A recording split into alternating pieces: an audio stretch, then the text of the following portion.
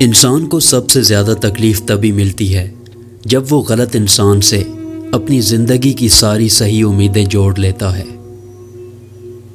پوری دنیا میں ایک ہی شخص ہے جو آپ کی زندگی بدل سکتا ہے اور وہ آپ خود ہیں۔ سنی سنائی بات دیکھی ہوئی بات کے برابر نہیں ہوتی۔ حکیم لقمان رحمۃ اللہ علیہ نے فرمایا، لالچ سے بچو کیونکہ یہ ہمیشہ کی فقیری ہے۔ دولت اور عہدے انسان کو عارضی طور پر بڑا کرتے ہیں، لیکن انسانیت اور اچھا اخلاق انسان کو ہمیشہ بلند درجے پر رکھتا ہے۔ بھیڑ ہمیشہ اس راستے پر چلتی ہے جو راستہ آسان لگتا ہے، لیکن اس کا مطلب یہ نہیں کہ بھیڑ ہمیشہ صحیح راستے پر چلتی ہے۔ اپنے راستے خود چنیں، کیونکہ آپ کو آپ سے بہتر کوئی نہیں جانتا۔ انسان کی اوقات تو بس اتنی ہے کہ وہ نہ تو دکھ سے بھاگ سکتا ہے اور نہ ہی خوشیوں کو خرید سکتا ہے۔ آج تم جو بھی ہو اس کے لیے خدا کا شکر گزار رہو، اور کل تمہیں کیا بننا ہے اس کے لیے اپنی جدوجہد جاری رکھو۔ دولت تقسیم کی جائے تو کم ہوتی ہے، اور علم بانٹا جائے تو بڑھ جاتا ہے۔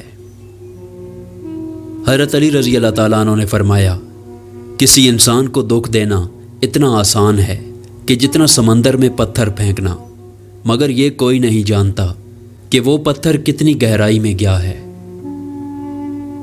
درد آپ کو مضبوط بناتا ہے، خوف آپ کو بہادر بناتا ہے، اور دل کا ٹوٹنا آپ کو عقل مند بناتا ہے۔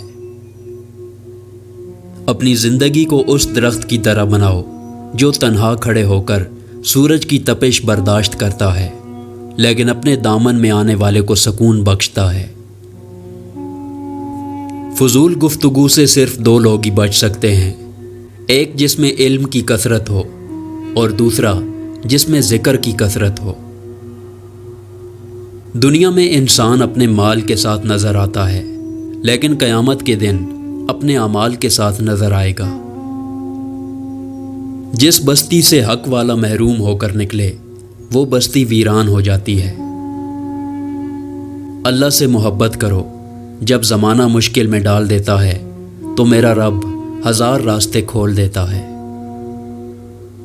ایک بیٹی اور ایک درخت دونوں کا گھر میں ہونا ضروری ہے، کیونکہ درخت ہمیشہ دھوپ میں سایہ دیتا ہے اور بیٹی ہمیشہ درد میں ساتھ دیتی ہے۔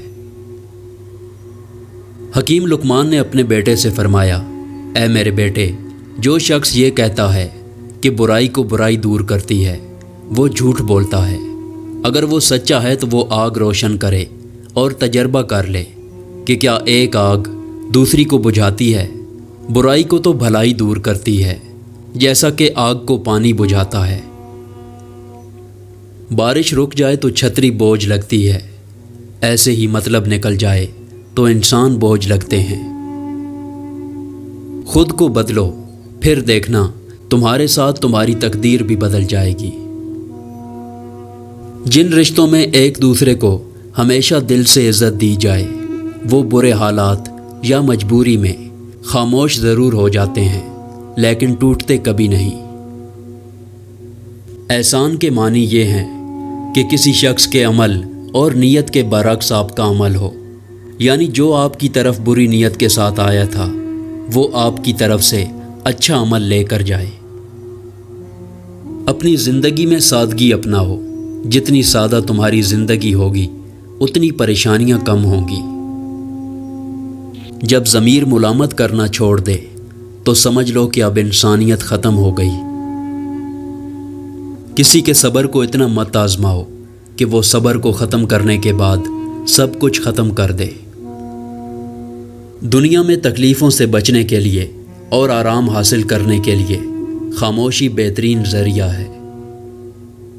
طنزیہ لہجہ، منافق دل، جھوٹے وعدے، لفظوں کا جال اور دلوں سے کھیلنے کا فن۔ اے ابن آدم، کیا تو واقعی اشرف المخلوقات ہے؟